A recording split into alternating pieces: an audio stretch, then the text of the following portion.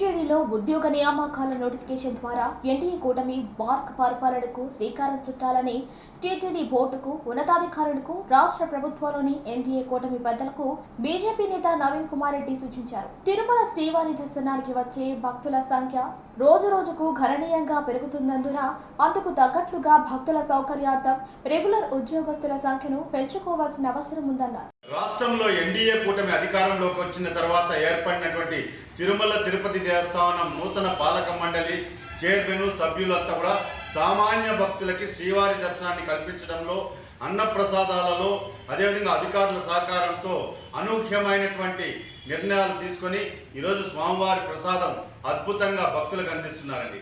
దానితో పాటు టీటీడీ బోర్డుకి నేను ఒక స్థానికుడిగా, బీజేపీ నాయకుడిగా సూచన చేస్తున్నా, విజ్ఞప్తి చేస్తున్నా. టీటీడీ ఉద్యోగ నియామకాల నోటిఫికేషన్ పై కూడా దృష్టి పెట్టండి. ఎందుకంటే తిరుమల శ్రీవారి దర్శనానికి వచ్చే భక్తుల సంఖ్య రోజు రోజుకి గణనీయంగా పెరుగుతోంది. దానికి తగ్గట్టుగా తిరుమల తిరుపతి దేవస్థానంలో రెగ్యులర్ ఉద్యోగస్తుల సంఖ్య గణనీయంగా తగ్గిపోతోంది.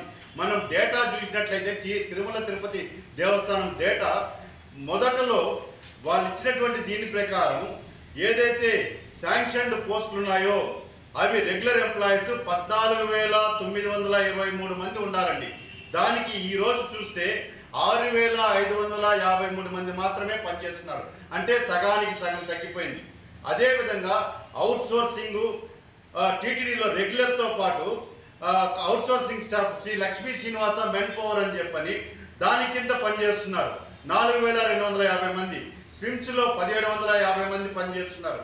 సొసైటీల ద్వారా 2,400 మంది, ఏజెన్సీల ద్వారా 79 మంది, డైరెక్ట్ కాంట్రాక్ట్ స్టాఫ్ వచ్చి 719 మంది, కళ్యాణ కట్టలో 850 మంది, అదేవిధంగా ఆరోగ్య శాఖ శానిటరీ వర్కర్స్ 2,200 మంది, అదేవిధంగా ఎఫ్ఎంఎస్ కాంట్రాక్ట్ ద్వారా 3,600 మంది, ఈఎంటీఎస్ స్టాఫ్, ఎస్పీఎఫ్ స్టాఫ్ డిపార్ట్మెంటు వీళ్ళంతా కలుసుకుంటే మొత్తం రెగ్యులర్ ఎంప్లాయీస్తో కలిసి 23,000 మంది పనిచేస్తున్నారండి. నేను ఒకటే విజ్ఞప్తి చేస్తున్నా, దయచేసి లక్ష్మీ శ్రీనివాస మెన్ పవర్ గురించి ఇటీవల మీరు ఒక కమిటీని వేశారు. ఐఏఎస్ అధికారి చక్రపాణి గారితో ఒక సీనియర్ న్యాయవాదితో కలిపి ఒక కమిటీని వేసి ఇటీవల ధర్మకర్తల మండలి సభ్యులు, కీలకమైనటువంటి అధికారులంతా కూడా సమావేశం ఏర్పాటు చేశారు. దాంతో లక్ష్మీ శ్రీనివాస మెన్ పవర్ అనేది అసలు ఆందోళనకరంగా మారిపోతుంది. గతంలో ఉన్నటువంటి ప్రభుత్వంలో అధికారులు బలవంతంగా లక్ష్మీ శ్రీనివాస మెన్ పవర్లో చేరమని చెప్పారు. కొంతమంది చేరారు, కొంతమంది కోర్టును ఆశ్రయించారు. కాబట్టి ఆ ప్రభుత్వానికి మన ప్రభుత్వానికి ఖచ్చితమైనటువంటి తేడా భక్తులకి అదేవిధంగా నిరుద్యోగులకి కల్పించాలంటే మనము టీటీడీలో రెగ్యులర్ ఎంప్లాయీస్గా వీళ్ళందరినీ కూడా పరిగణించాల్సినటువంటి అవసరం ఉంది. రెగ్యులర్ ఎంప్లాయీస్ అంటే బాధ్యతగా పనిచేస్తారు. అవుట్ సోర్సింగ్ కాంట్రాక్ట్ కార్మికుల కారణంగా మనం ఇటీవల చూసాం పరకామణిలో జరుగుతున్నటువంటి తతంగాలు, ఇవన్నీ కూడా అవుట్ సోర్సింగ్. దానివల్ల కొన్ని చోట్ల కొంతమంది తప్పు చేస్తే అది సంస్థకే చెడ్డ పేరు వచ్చే విధంగా ఉంటుంది. అదేవిధంగా టీటీడీ ఇంజనీరింగ్ విభాగంలో కీలకమైనటువంటి ఇంజనీరింగ్లు, ఈఈలు, ఎస్సీలు కూడా ఇన్ఛార్జీల పరిపాలనలో కొనసాగుతోంది. ఇది అత్యంత ప్రమాదకరం. ప్రతి సంవత్సరం కూడా 3,000 కోట్ల రూపాయల బడ్జెట్లో ఎక్కువ శాతం ఇంజనీరింగ్ పనులకే కేటాయిస్తారు. అలాంటి ఇంజనీరింగ్ వ్యవస్థలో కూడా ఇంజనీర్లంతా కూడా వెళ్ళిపోతున్నారు. టీటీడీలో ఈరోజు పరిస్థితి అవుట్ గోయింగ్ ఉద్యోగస్తులే తప్ప ఇన్కమింగ్ ఉద్యోగస్తుల సంఖ్య గణనీయంగా పడిపోయింది.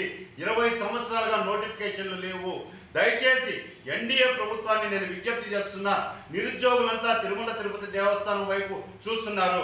మన ప్రాంతంలో ఉన్నటువంటి యువకులు చదువుకొని పక్క రాష్ట్రాలకు పోతున్నారు. కాబట్టి తిరుమల తిరుపతి దేవస్థానంలో మన ప్రాంతంలో ఉన్నటువంటి నిరుద్యోగులకు ఉద్యోగ అవకాశాలు కల్పించాలంటే ధర్మకర్తల మండలి తిరుమల శ్రీవారి భక్తులతో పాటు నిరుద్యోగ యువతకు టీటీడీలో ఉద్యోగాలు కల్పించే విధంగా నోటిఫికేషన్ ఇచ్చేదానికి ప్రక్రియ ప్రారంభించాలని చెప్పి నేను విజ్ఞప్తి చేస్తున్నా, సూచన చేస్తున్నా.